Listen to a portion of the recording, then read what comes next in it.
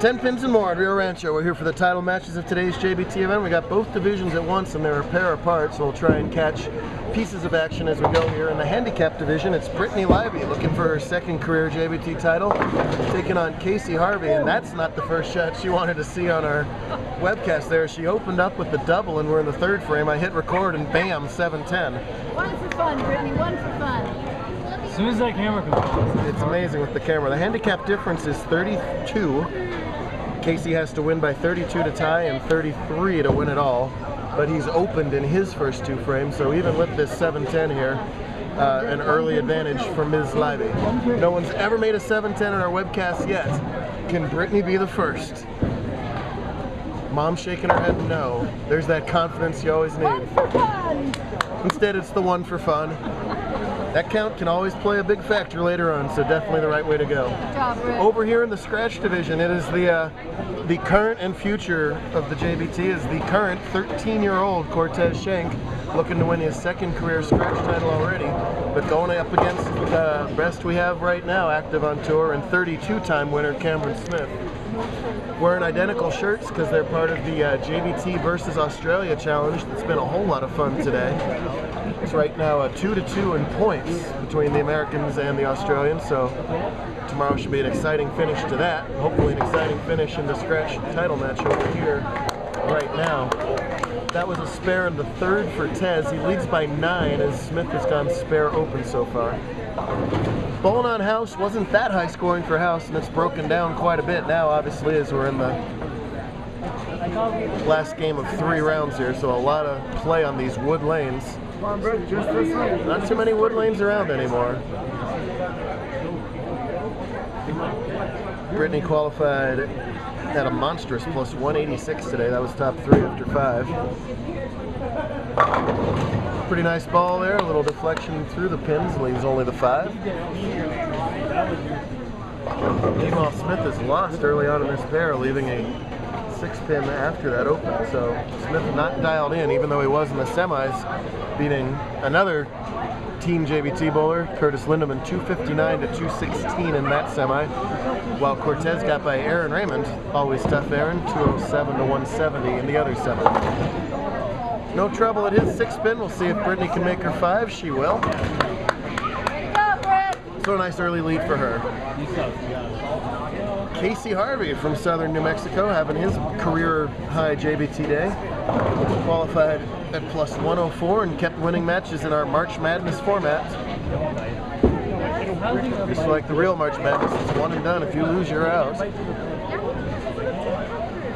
He got by Stephen Acuff, one of our all-conference point leaders in the semifinals, while Brittany beat Kyler Duggins for Kyler's first top 5.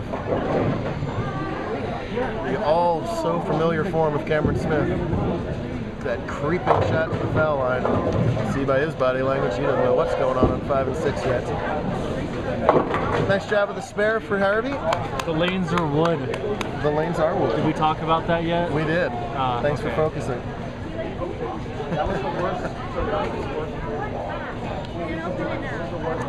So Smith will go at the 2-pin. He should make this 100 out of 100 times. Using the hook ball off the strike line on the house pattern, that's no problem, and he converts it. Lots of attempts at 300 today. Nobody broke through. Curtis, as he usually is, Curtis Lindemann was the highest with a 297 effort to pair up with his recent double 298s. Schenck slices the rack there. Leads by 10 now through 4 frames. Back to Harvey over here in lane 1. Leiby struck while we were over on the scratch match, and Harvey comes up high and he's going to have to contend with that cross lane spare. Kind of like a young Pete Weber in form here, and that is high praise to say that.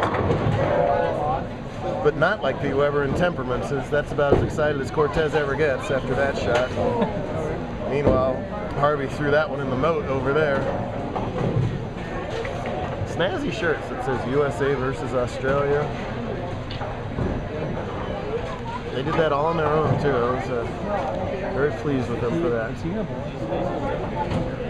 Just this frame, Brett. Just this frame. Smith completely not lined up on this pair yet. Schenck's double. He's got to figure it out soon. Let's spare it up, Booper. Spare it up. Ball change. Shake it off. Spare it up. I believe that was a ball change for Smith, and whether or not it was, something else went a lot more right. Shreds there. Meanwhile, Leiby returned the favor from Harvey and threw it in the gutter on her first ball over there. But she was on a strike, so she doesn't lose any count here. Much better spare attempt. 9 out gives her 104 through 6. She's still going to be leading by 24 on the scoreboard and gets 32 pins in addition to that, so still in excellent shape in this match. Big shot here for Smith, looking for his first double of the match. Will get back to within 10 if he can carry here. He hasn't looked good on this lane yet. I'm sure looked good on that shot there as he splits the 8-9 in half on that shot. And look out, Harvey way off to the right again. Leaves the 1-2 on lane 2. As usual, this is much harder on the parents than the bowlers. I have two almost frantic parents to my right trying to cheer on their daughter and maintain their composure as Schenck makes it 3 in a row over on the right-hand lane. And Harvey will go at the pocket spare here. That's a much better shot. There we go. He's going nuts. He's got a lot of pins to make up and only 4 frames to do it, and we'll see if he can do it. Meanwhile, Ted's looking to extend the streak to 4 here and go up to a 20-pin lead. He likes it. And he saws that rack. My goodness. Well, now they both look dialed in. These guys so good at just making the fine-tuning adjustments to get back into the pocket, and now it's just going to be a carry contest as I don't expect either of them to miss the hole again the rest of the way. And he, all of a sudden, both bowlers missing wildly over there in the handicap division. But again, no loss of count. Got it, Britt. Come on. Smith has to maintain the chase here, and wow. I said they weren't going to miss the pocket anymore, and he didn't, and he just wrung that 10-pin. My goodness, ouch. Thanks as always to Steve Mackey and the whole crew here at Tenpins for hosting us. Always a great job. Really fun again bowling with the Australians. This lady, by the way, beat an Australian in the title match in the women's series to win yet another, I think her 4th women's series win, right? Tying her with Marina for the women's series lead. And, had a nice finish in the main division as well, so she had a great day. All the Australians have ejected. I don't blame them. I can't find an Australian anywhere. There's an Australian. They have been here. They have done non-stop bowling for about 7 days here as part of the various challenges. Are they bowling tomorrow? They are bowling tomorrow for the wrap-up of our challenge, of course, which is currently 2-2. Harley is beside himself, and Harvey is making a better shot, but time continues to run out. Has to spare this. If he will, he'll gain 10 more pins because Harvey opened again. The best Smith can do is 225. Ted's still at a 2-team pace, so there's still time for Cameron. Now, boy. 1 ring and 10 away from a 4-bagger in a 10-pin match. Instead, he still trails by 30.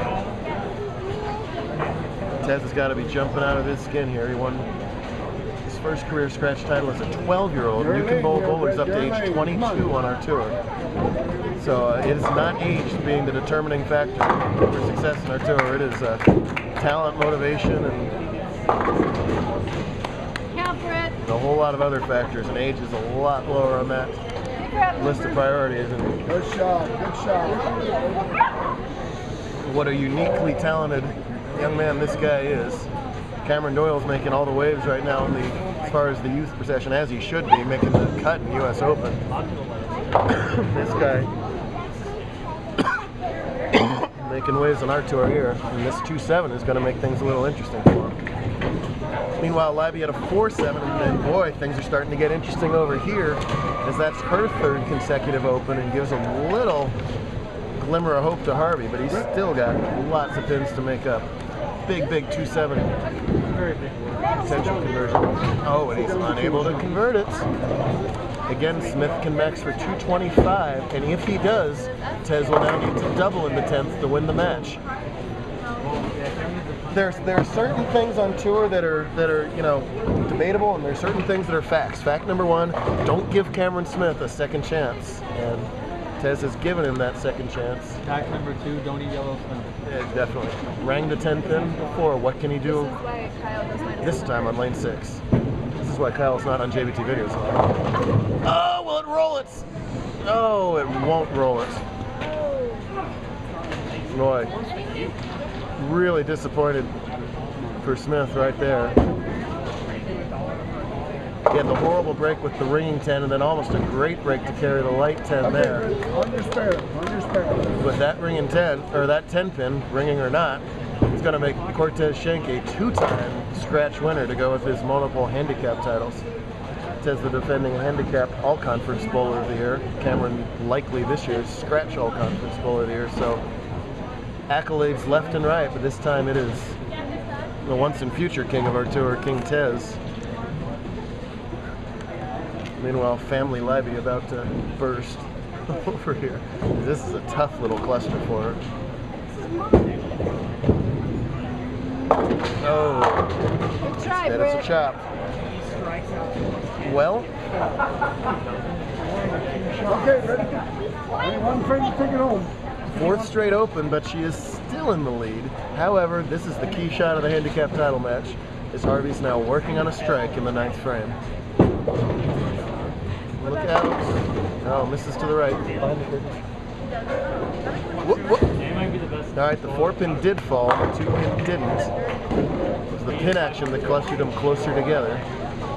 So he gets to shoot it as it stands. It's an 8 count, it doesn't matter on the screen right now. If he converts it, it's a theoretical 138 through 9. Giving 33, that's not going to be enough. And I believe Brittany's going to find a way to hang on here. Well, has the spare. He goes all the way out for 168. Minus the 33, that's 135. Brittany's just going to need a couple pins here in the 10th frame to absolutely relieve her parents. We've seen a lot worse on camera than this, I promise. I've had parents to either side just infinitely worse than this. I'll just leave it at that. We'll have to tell some of the other stories off camera. Harvey entering at a 174 average, so even with those 7 pins, it's going to be enough. Well, Tez finishes out with 230 even and wins for the 2nd time in what will be a long and successful career. Congrats to Tez. Not very often you can open the last 5 frames of a match. Come away with the win, but that 139 is going to do it.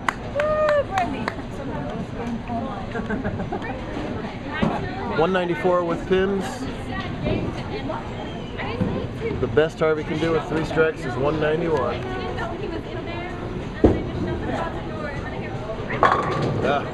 And as so often happens, once the match is academic, the strikes start to come easily. A much better second half of the game from Casey there.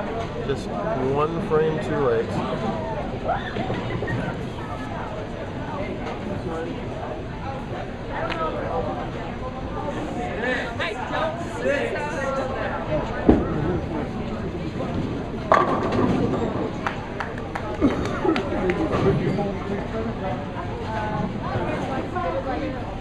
We'll hand out the awards, and we'll do it again tomorrow, folks. More fun. Keep watching these videos. Thank you for your commentary, Harley. It was much appreciated.